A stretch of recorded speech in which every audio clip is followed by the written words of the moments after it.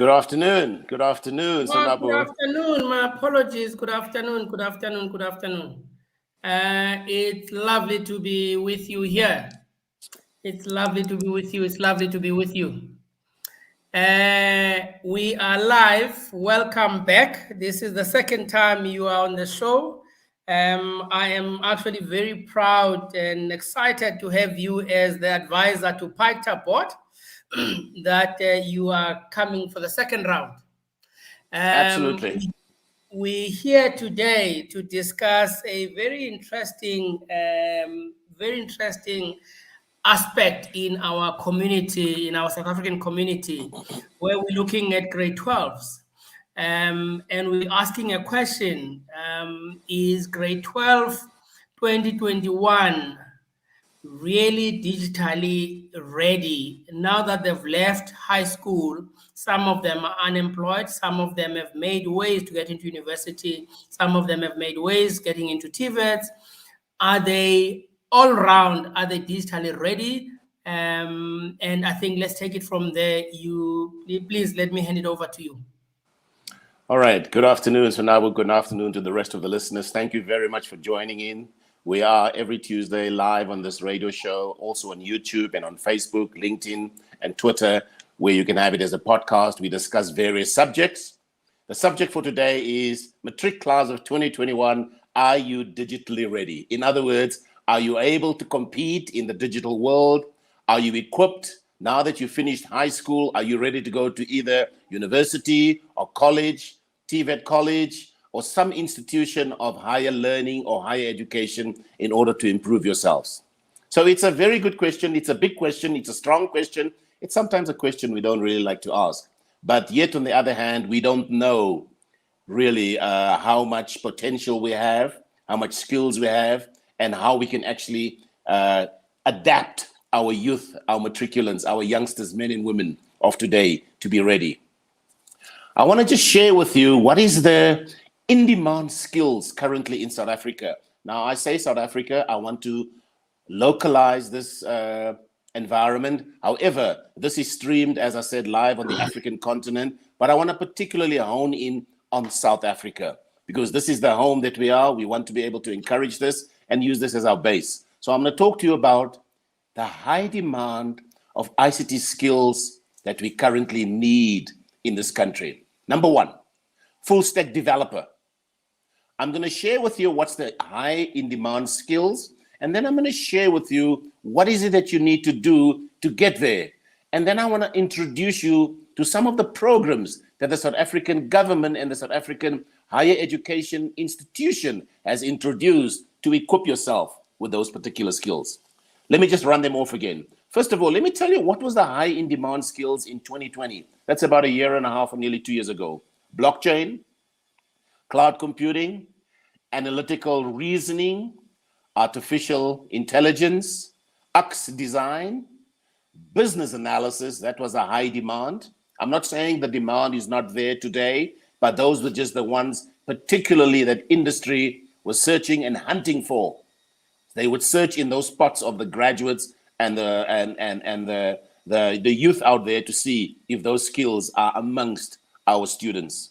Affiliated marketing, sales, believe it or not, technology sales, ICT sales. They're looking for these salesmen and women to be able to go out there and really aggressively sell those technologies and solutions.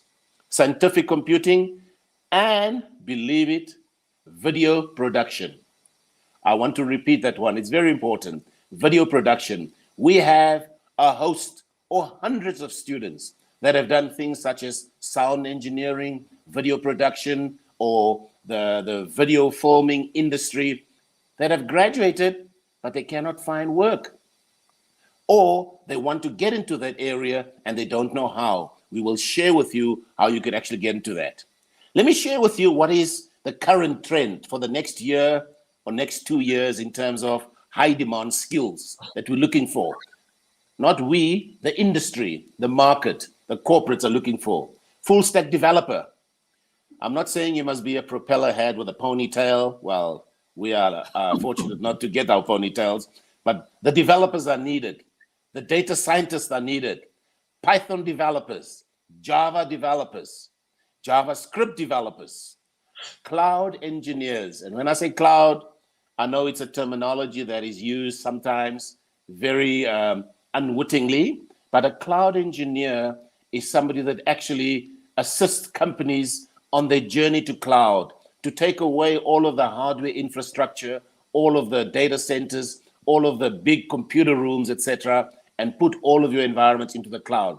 You don't know, but currently you are using a cloud technology, perhaps maybe onto iCloud or your phone, your databases, your songs, your videos, and all the data that's currently on your mobile phone. When you save it into the cloud.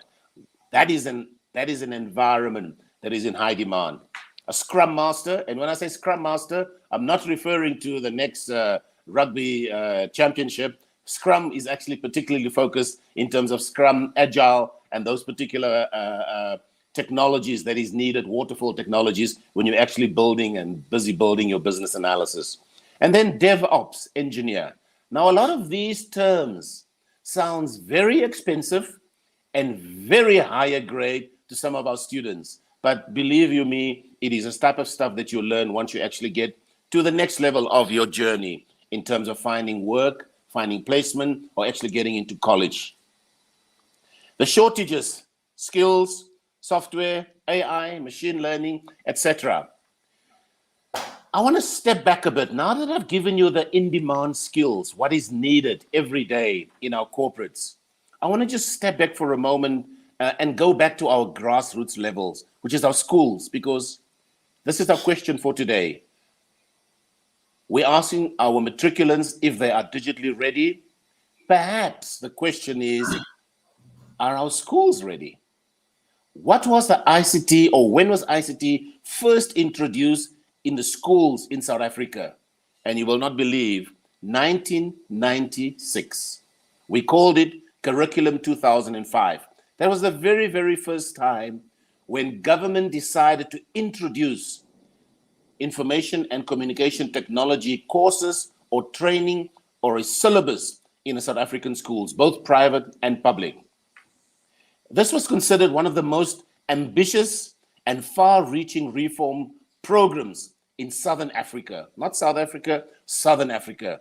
It was a fundamental shift from South Africa's apartheid past by promoting the principles of equity, democracy, human rights, and economic prosperity. I want to say that again.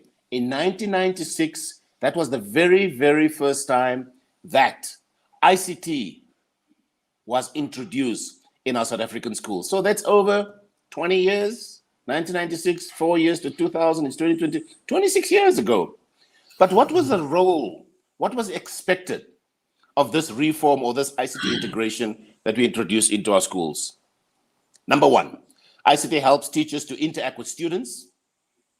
Number two, it helps in the preparation of their teaching. Number three, it provides a platform for both the student and the teacher. So in other words, the parents, a feedback, communication, engagement, and contact. So it created a network platform for all three spheres of teaching, because teaching does not evolve only between the teacher and the pupil. It's the teacher, the pupil, and the parent. And ICT created that platform where they could engage in a triangle format to regularly be in contact and be engaged. It also helps with the effectiveness of the ICT software and hardware for teaching. You know, that's the reason why companies such as Microsoft and other OEMs, Huawei and IBM, etc., they provide free software, free infrastructure to certified educational institutions. And if you're a student in South Africa at any recognized and certified university or college or TVET college, believe it or not, you have free access to certain software from certain vendors, such as Microsoft has this program where they provide it. It's an investment that they make because obviously for their own benefit as well. When these students finish high school, they obviously have a flavor of Microsoft already engaged in them. Another reason why we have this big integration of ICT integration education is not about technology. It's not about technology, it's about teaching. It's the teacher's innovativeness that makes lesson delivery meaningful. It is also the purpose of integrating ICT is to improve the quality of our teaching and the learning, and to equip our learners with 21st century skills. I just gave you a full list of the skills that are needed. This is what ICT whole intention was, to equip our students, our pupils, our young boys and girls from an early age to be equipped and ready for the 21st century. However, and let's be real, that's very important. When the tire meets the road, there are some major challenges that we currently have with this whole integration of ICT in South African classroom. Number one, unavailable of technology policy. There's no policy. There's no guidelines.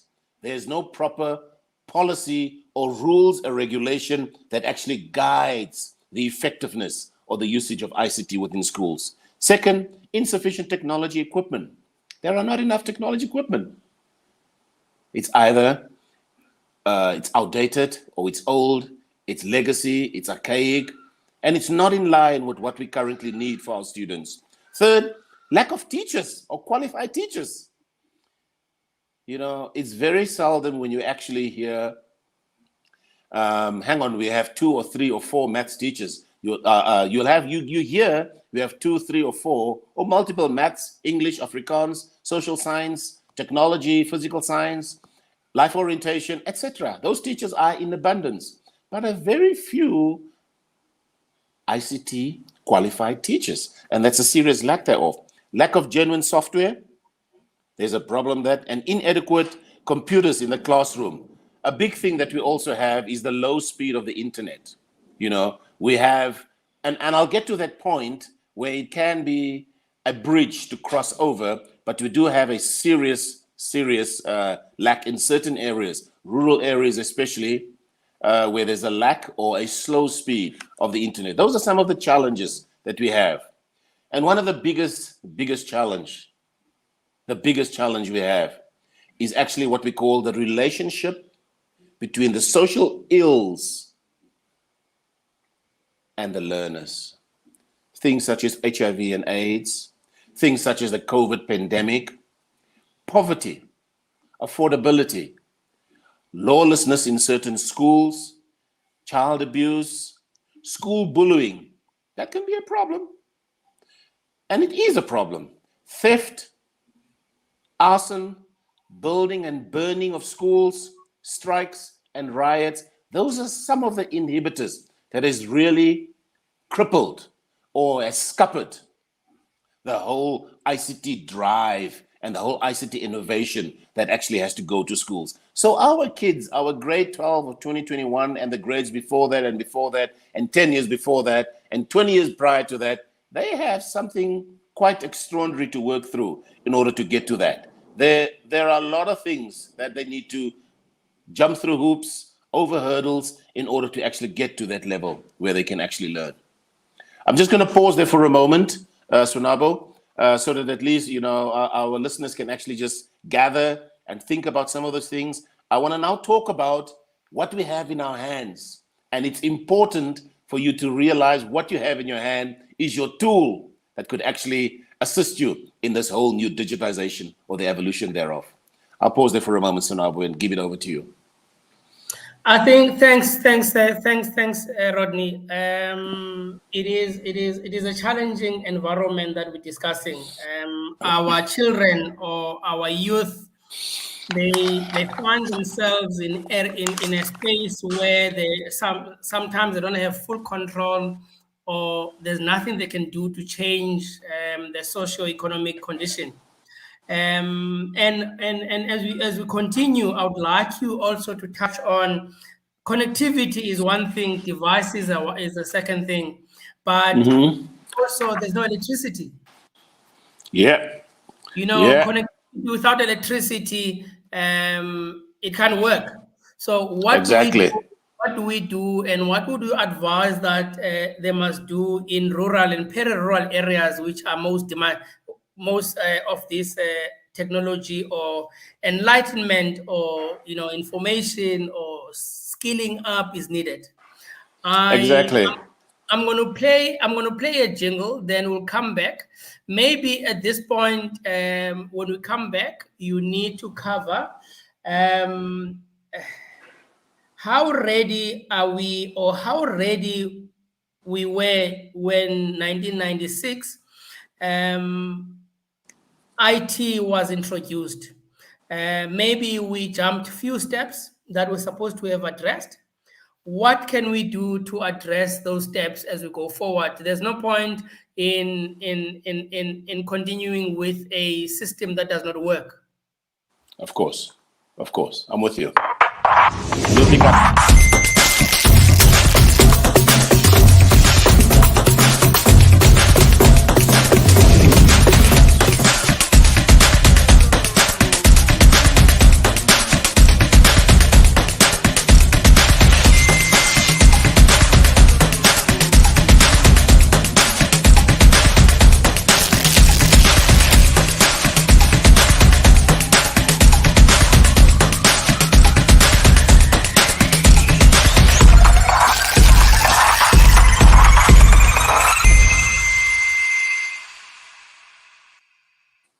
Welcome back. We're here. Thank you very much, Nabo. All right, to pick up on some of those points that you've raised, I want to actually say that in the beginning of this year, in the 1st of February 2021, our Minister of Higher Education, Dr. Blade Nzimande, actually prepared what he called the readiness of some of the higher institutions, the TVET colleges, the universities, and what is it they've done since 1996 up until now in order to prepare our students and to prepare our youth, and also to prepare so that we as the seniors, or should I say the subject matter experts, or the old users of technology, how we can actually also be on top of that. There's a document that's available. I'll make that available through the PITA website. I will share that with you, Sonabo. And then for those listeners that are keen to actually read it, it's a quite a long, lengthy document. It's about maybe nine or 10 pages. They can read through that, and they will be able to pick up some of the readiness that our minister and our principals in education and higher education feels in terms of our schools. I just want to read maybe just a conclusion or some of the reactions or recommendation that they say. They say the above policy implications take a holistic view of the integration of ICTs in the schooling system. Such a policy is to be informed by the maturity level that will guide decision makers on the maturity of the school and the education system to adopt ICT inventions. The digital maturity of schools is a concept of the strategic use of information and communication technology in schools, which is planned and implemented at the level of the school as an organization.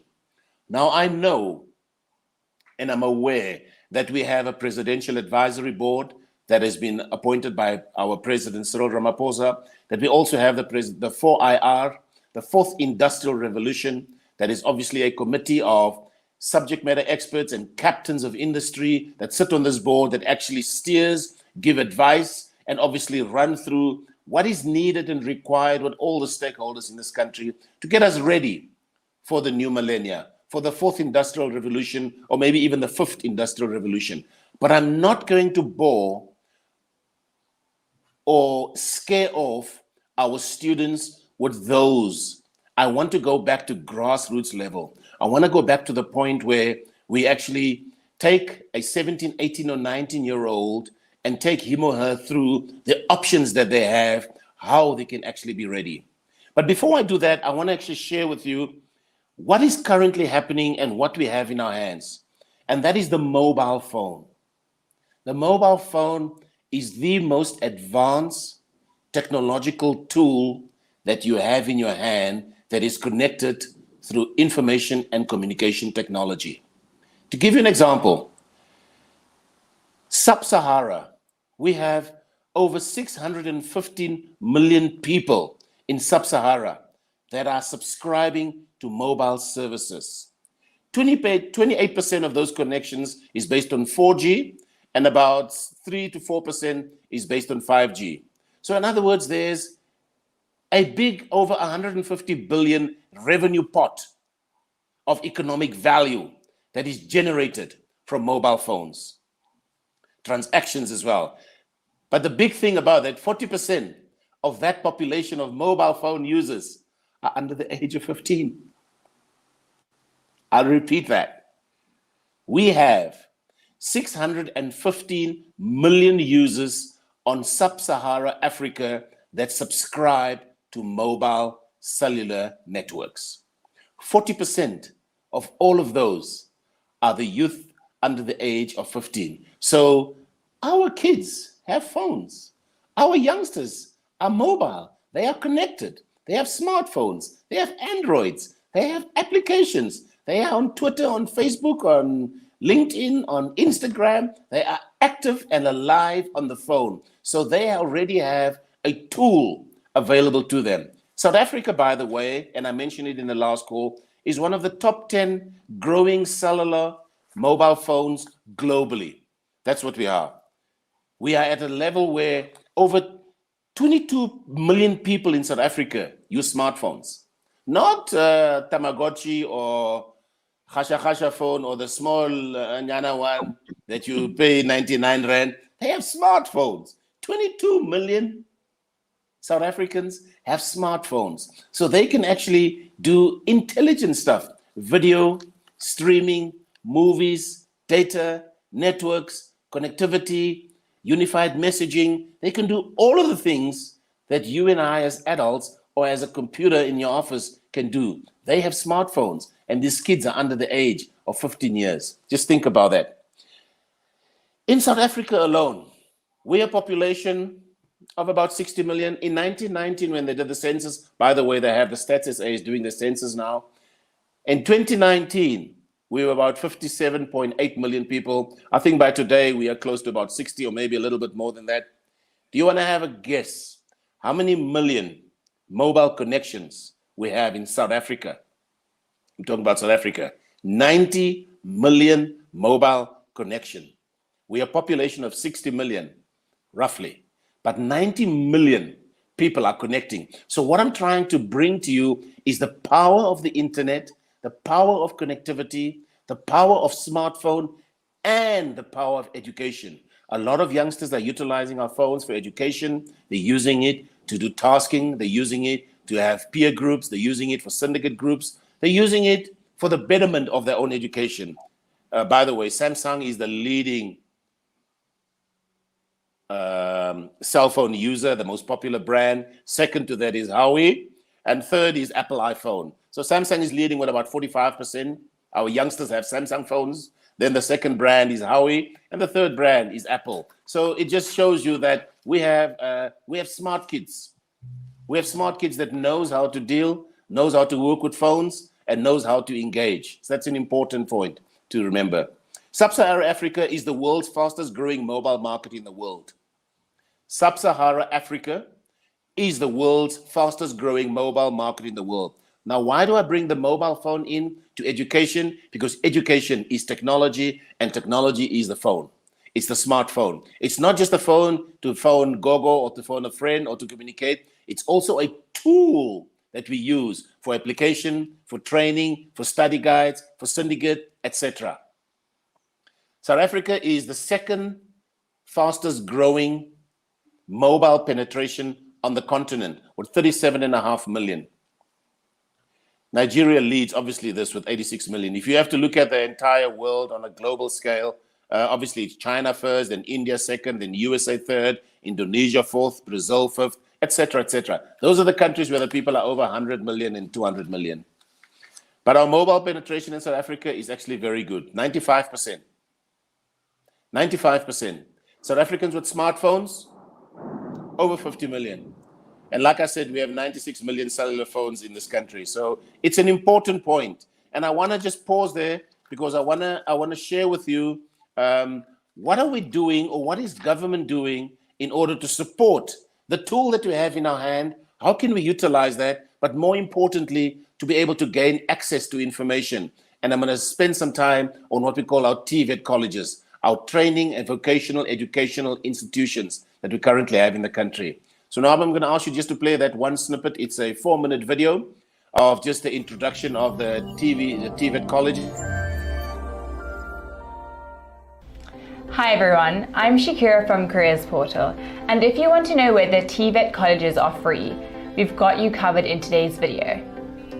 Careers Portal is your one-stop shop when it comes to finding learnerships, internships, and bursaries, as well as any information you need about studying and your future career. At TVET colleges, students receive education and training with a view towards a specific range of jobs, employment, or entrepreneurial possibilities. But are there TVET college fees? Studying at a TVET college is not free. However, in order to make sure that they are accessible and affordable, the Department of Higher Education and Training subsidizes 80% of the delivery costs, and loans are available to help students pay their tuition fees. Students can also apply for NSFAS funding to cover their fees, as well as receive NSFAS allowances to pay for other student needs. NSFAS applications open towards the end of the year, with NSFAS application forms having to be submitted online on My NSFAS Student Portal. There are 50 TVET colleges in South Africa, giving future students a variety of options when wondering where to study. TVET college courses range from hairdressing and engineering to hospitality and administration. TVET college type qualifications include national certificates and diplomas. If you're also wondering, can I do matric at a TVET college? The answer is yes. The minimum TVET college requirement is that you complete grade 9, and you would then gain a qualification that is the same as matric. Comment down below why you want to go to college, and don't forget to like this video and subscribe to our YouTube channel. Thanks for watching, and see you next time.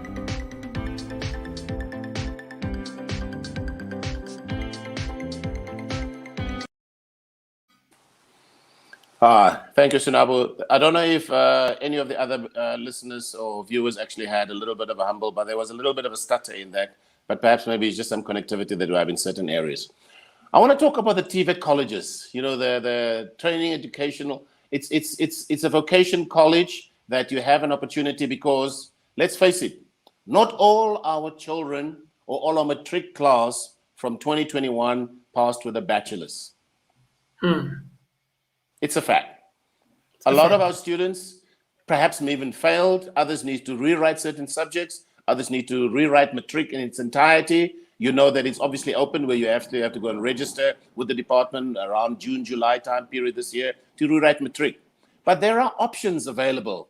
And the options available is the TVET college. And as was said in the video, we have 50 TVET colleges in this country. In the Eastern Cape, we have 7. In the Free State, we have 4. In Gauteng, we have 8 colleges.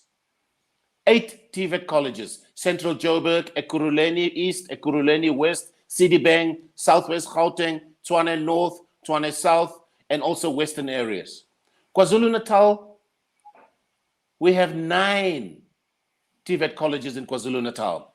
It's the coastal TVET colleges, Elangeni TVET College, Isayidi TVET College, Majuba, Nambiti, Mtasana, eThekwini, Umfolozi, Umgungundlovu.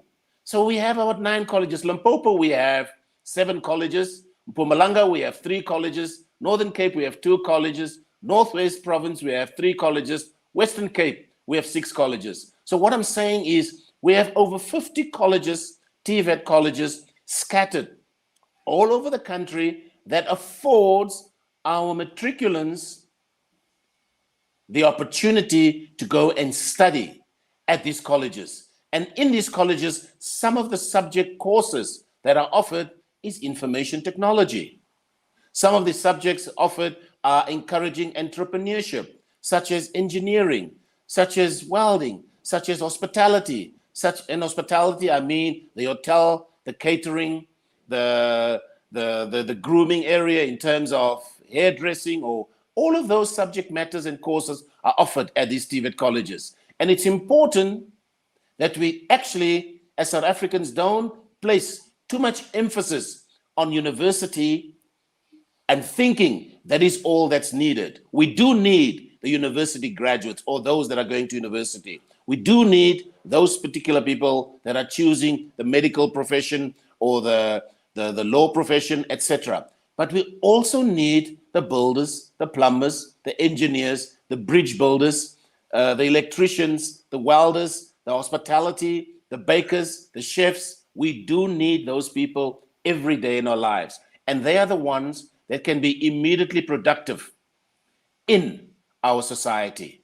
They can actually be immediately productive in that. Now, what is a TVET college? A technical and vocational education training provides vocational and occupational education and training to students. Who qualifies? As the lady actually said, who qualifies? The minimum, depending on the course that you want to do, is a grade 9. And you can also finish your matric at the TVET college as well. I repeat that, the minimum requirement, dependent on which course you want to pursue at a TVET college, is grade 9. However, for some of those other native courses, you do need a matric. And once you go onto the website, you can actually read through to see which particular course does your grade 9, and you must be at least 16 years old. So in order to qualify to study at a TVET college, you will have to have successfully completed grade 9 as a minimum. Some may require matric or grade 12, and be at least 16 years old. And like I said, more specific requirements if you are actually on the grade 9 level as well. Can I apply to TVET without a matric? Yes. Yes, you can. You can always apply. It used to be the old FET colleges, but it's also now known as the TVET colleges. Allows you to study without matric. As part of your practical training, you'll be required to work within the industry if you're studying this. So in other words, this will allow you to gain the basic workplace skills and achieve what we call NQF level 4. I don't want to confuse you with all the numbers and all those figures, but it's important to know that you need to get to, there's certain levels. It's certified by SAQA, South African Qualifications Authority, and there is the NQF, the National Qualifications Framework, that will tell you what level you are. Like building and civil engineering is N3 to N6. Of course, for there you need matric or grade 12. Boiler making is N1 to N3. There you can start off with a grade 9. Mechanical engineering, N1 to N6. Instrument engineering, electrical engineering, chemical process. So it's just some of the options you have in your TVET college. I'm not going to go and unpack quite a bit, but Sonabo, please play to our listeners and audience one of the clips of I think it's Majuba TVET College, just to show just some of the offerings that they currently have in that college, and then we can pick up afterwards. Thank you, Rod. There it comes.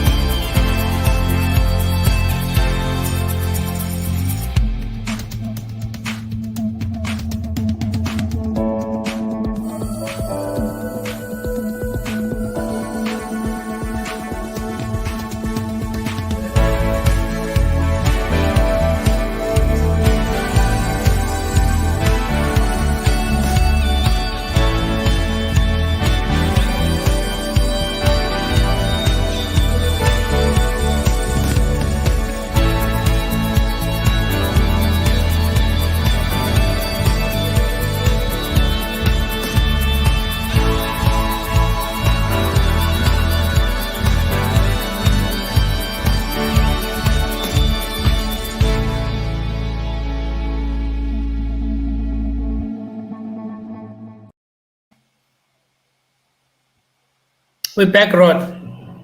Okay, fantastic. Yeah. All right, Sonabo, what I think I want us to do is, you mentioned to me that you have a list of questions. I think some of those questions we've answered that. Like the first question was, what is the most in-demand skills in South Africa? We spoke about that.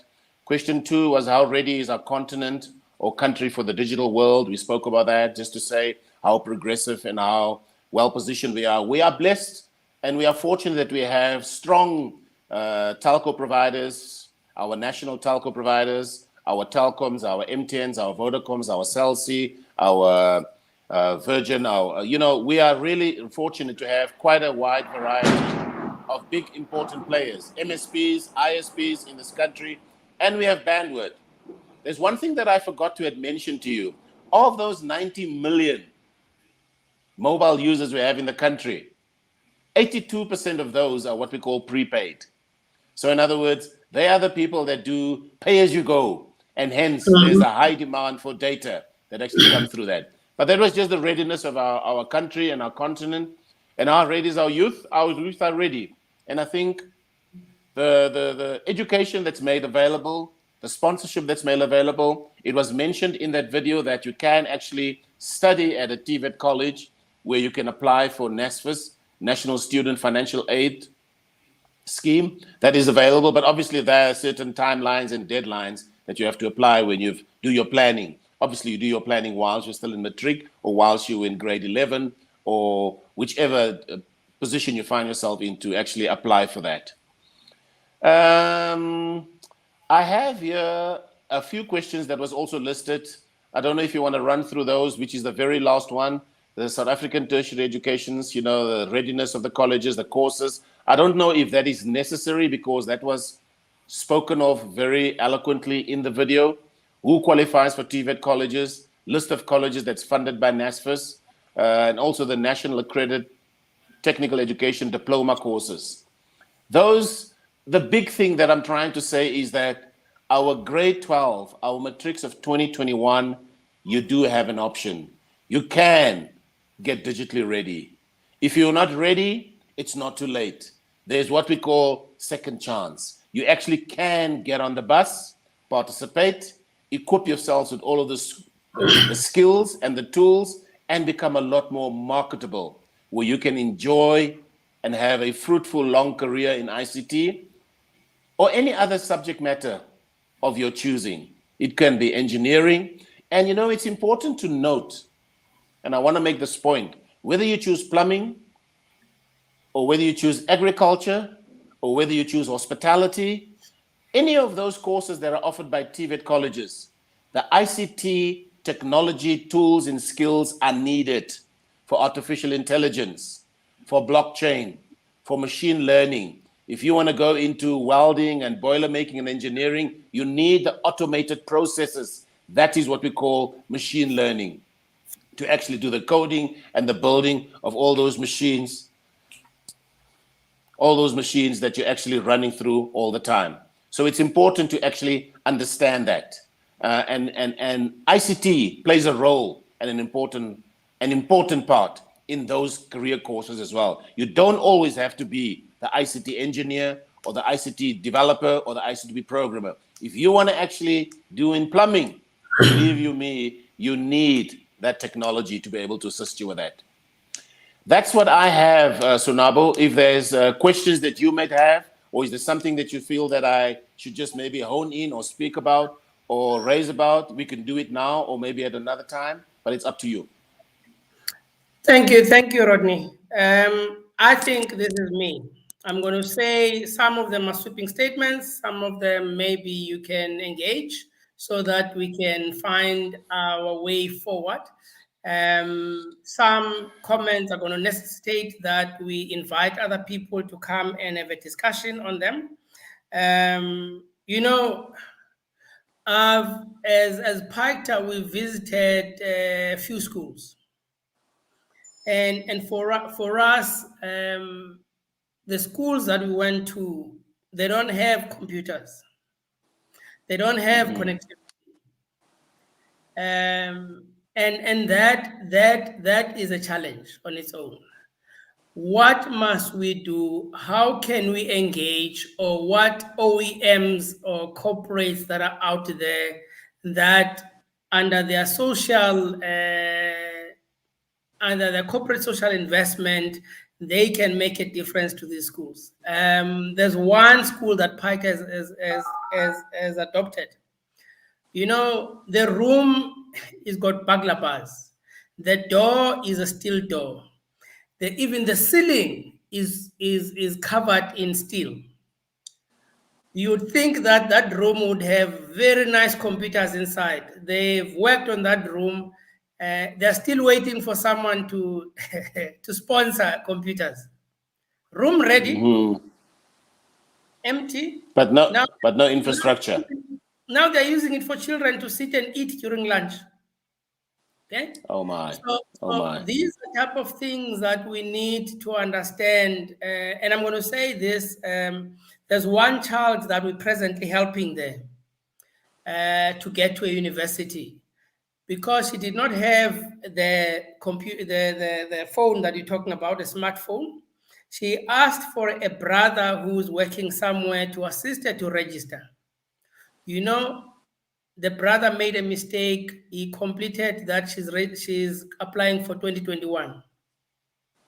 Okay. Sitting, graduated, and doing nothing. How can we, and I'm telling you the story so that how can we go out there and talk to corporates to make a difference to these schools? These children, they need to be introduced at an early age, even when they complete grade 12. Even when they go to a TVET, at least they're not touching the computer for the first time. Exactly. I'm with you. What's your suggestion? Are we going to go and invite some of the corporates to come onto a show like this, talk to them, and they can maybe decide on helping after the show? Yeah. I agree with you, and yes, there's a serious lack.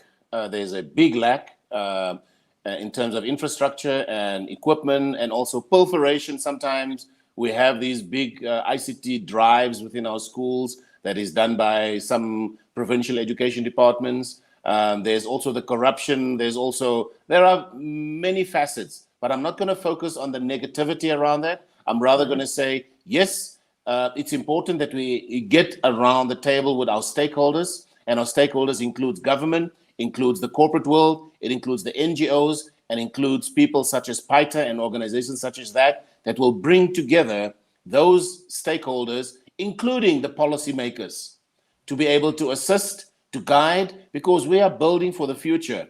And it's important that we actually get the right and correct people around the table to have the discussion, to agree on a roadmap and path, a journey towards digitizing our youth and actually starting at grassroots level at the school.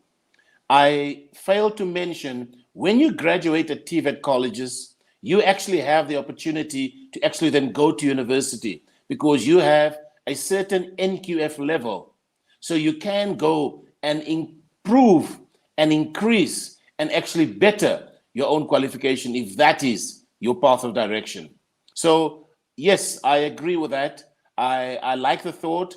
I suggest that we actually open up this and we can have an offline discussion where we would actually invite certain companies. I know some companies or corporations are already doing it. Could be in infrastructure, could be in mobile, could be in telco, could be in financial services, could be in manufacturing or retail. Most of our working corporates and active corporates in this country do have a social responsibility program where they actually engage. And we also have to bring on the academia, you know, the other colleges, the other universities, the other institutions of higher learning or of learning itself to be able to do that. So there is a starting point. I'm sure it's not an initiative that we're going to start by ourselves. It's not the first time. There's been a lot of stop, start and go initiatives around this, but we're not going to give up until we actually find the right recipe to address unemployment, to digitally prepare our youth and our kids and our scholars for the 21st century, to add and improve and grow our economy, and to become a strong, stable, and productive country that can produce the right sort of skills, that can play on the global stage. And we would proudly put our hand up and say, we know what our kids are capable of, and we want to be able to assist and guide them. And that call comes from our corporate world, our policymakers, our government, our NGOs, and also some of the departments and organizations such as PITA to be able to assist with that. I agree. Thank you. Thank you. From my side, I think we've covered everything. And one last, I just remembered. From PITA side, what we've done, Rod, for these children, they have to go and search the net and go through different areas for them to put together and understand how to apply at universities, TVET colleges, bursaries.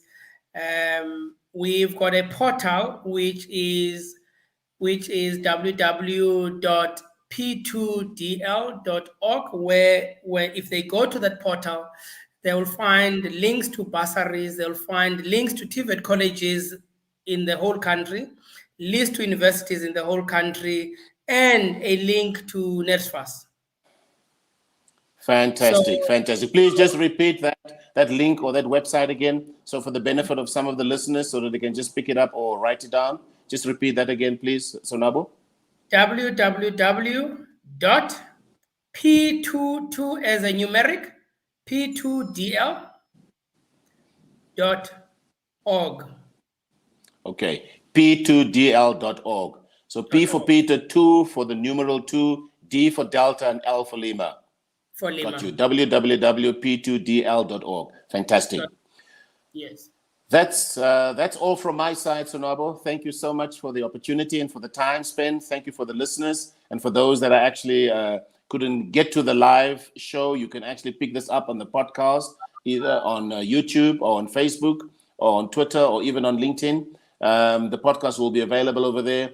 And if there's any other thing that you need, any other information, please, you can connect with Sonabo Ndwaba at pita.org, and he would actually relay any questions, queries, or comments through to me. I sit with him on the PITA, but it was important that he actually becomes your point of contact for that. Thank you very much. Much appreciated. Just as a point of correction, Rod, there's no Ndwaba, it's just Sonabo at pita.org. Sonabo at pita.org. Fantastic. There's no surname, it's only name. So it's a friendly email address, sonabo at pita.org. Fantastic. Thank you very much, Sonabo. Much appreciated. Have a beautiful day, and God bless. Same to you. God bless.